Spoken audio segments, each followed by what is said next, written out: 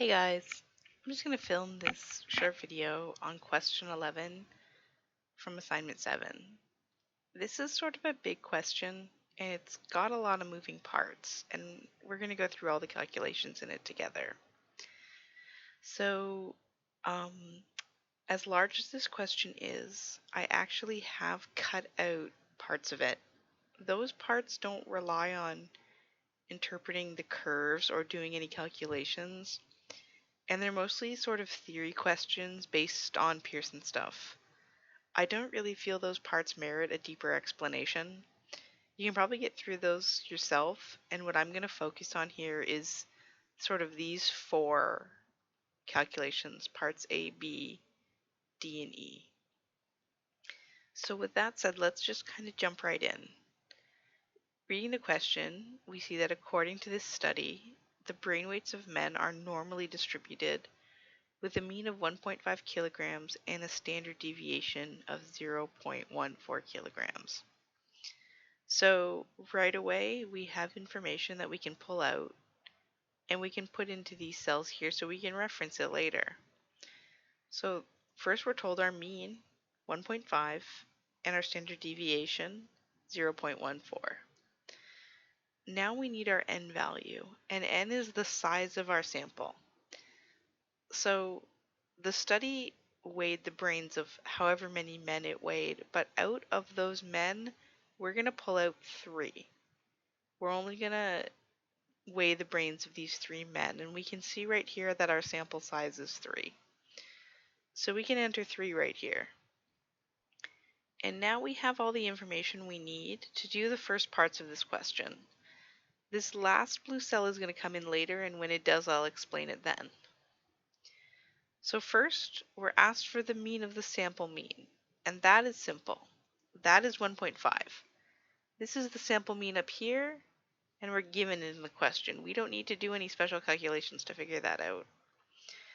But next we want to know what the standard deviation of our sample mean is. So if we're only testing 3 guys, what's going to be the standard deviation? Remember, this is the standard deviation of the entire sample, but what will the standard deviation be for just 3 people? And to figure that out, we're going to use this formula here. This is the standard deviation of the sample mean. That's what that symbol means. This is the normal standard deviation of the whole sample. And this is the square root of the number of people we're considering. In this specific case, 3. So we're going to do this in steps. We actually could program Excel to do this whole formula all at once, but I kind of just want to show you the different parts of it, just to go as slowly as possible to go through this math. So the very first thing we're going to do in this cell is we're going to find the square root of 3. And we can do this with the square root function. We're going to press equals. We're going to start typing square root, and we're going to see it's right here. We can double click to complete it, select 3, close the bracket, and we see that the square root of 3 is a little over 1.7. Now, and this is what this formula looks like typed out in a single line, we can complete the rest of the formula. We can press equals, our standard deviation, divided by the square root of our sample size. And it's going to give us 0.0808. And over here, if we just select this, we can see we've got the right answer there. And before we move on, I'm just going to address some of the rounding issues that I sort of encountered when I did this question. This line here is very important. Round to 4 decimal places as needed. What Pearson is kind of telling us here is that going forward with any further calculations, it wants us to use this exact number, 0.0808.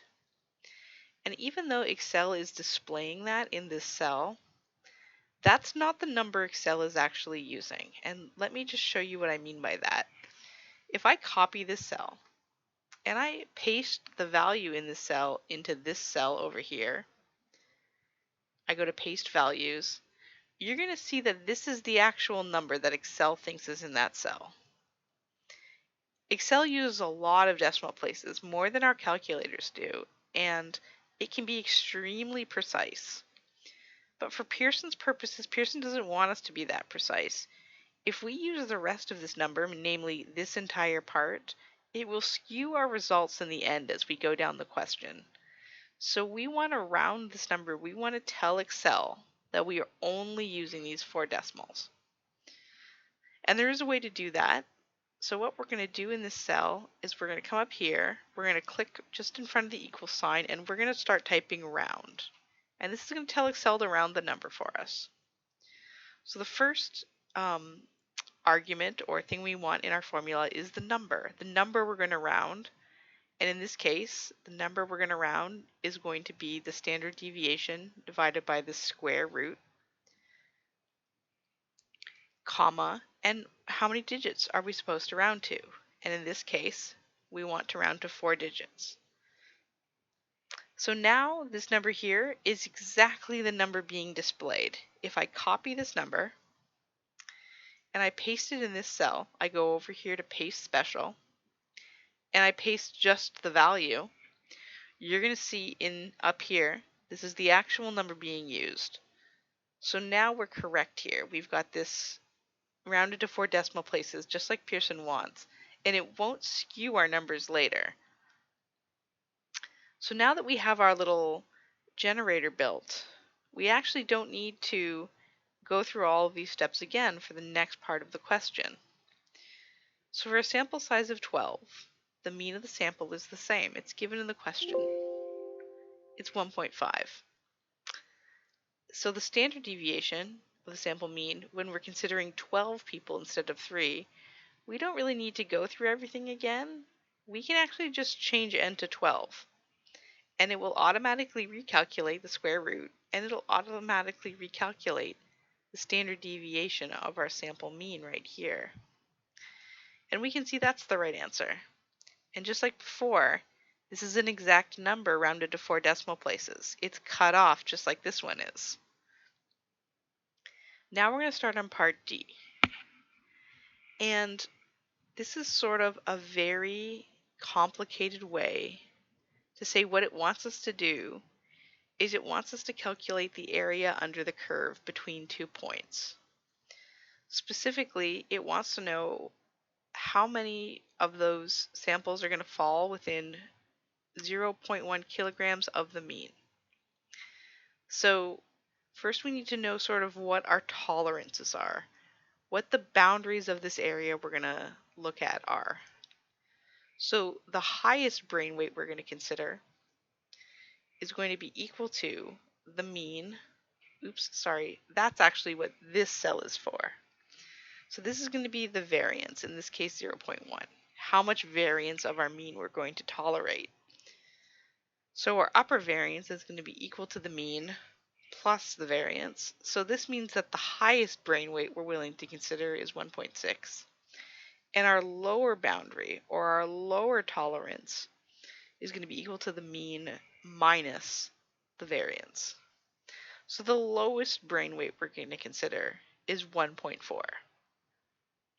Now what we need to do is we need to change these two tolerances into z-scores so we can use the rest of our formulas and tables to interpret them. These numbers don't help us in the form they're in, but there is a formula that will convert those numbers into z-scores for us. And in this case, we are going to do the formula sort of all in one go. So what we see here is the formula to convert a number to a z-score is whatever the number here is, the tolerance, minus the mean, divided by the standard deviation of the sample mean down here. So let me just show you how we would build this. And the very first thing we have to remember for this first question for D is we're actually not at 12 people anymore. We're back to 3. They want to know the samples of 3 men that have these brain weights.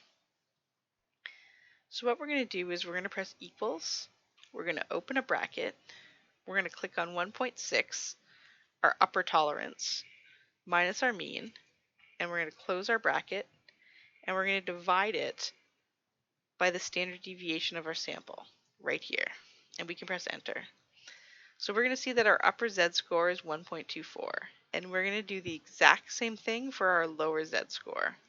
We're going to press equals, open a bracket, our lower tolerance minus our mean, close our bracket, and we're going to divide it by the standard deviation again of the sample mean, and press enter, and perhaps not surprisingly, we're going to get negative 1.24.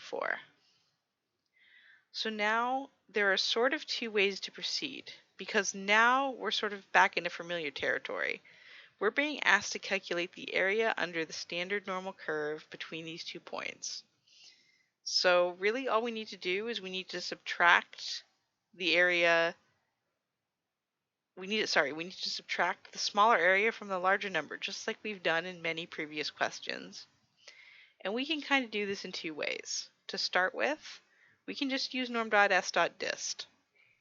We can press equals, we can start typing it. Oops. This is our upper number. It's cumulative. And we close our bracket. And we can actually do it for the lower one. Again, always remembering our true flag, closing our bracket. And we can see that we get 0.7841. This is how we would interpret that in terms of sampling error using the formulas. That's what that means in here. And we can see that that's the right answer. And we can also do it using the tables. Now, abnormalish made these tables. I didn't make them. And I copied them into my Excel sheet. But these do exist on an Excel sheet that's linked in the Discord. So what we're going to do is we're actually going to look at this number here. So we're going to remember it's 1.24. And I have this set up to automatically reference, but I'm going to show you sort of how the tables work. So we remember that both of our numbers are 1.24, 1.24 positive and 1.24 negative. So we're going to go over to the tables here.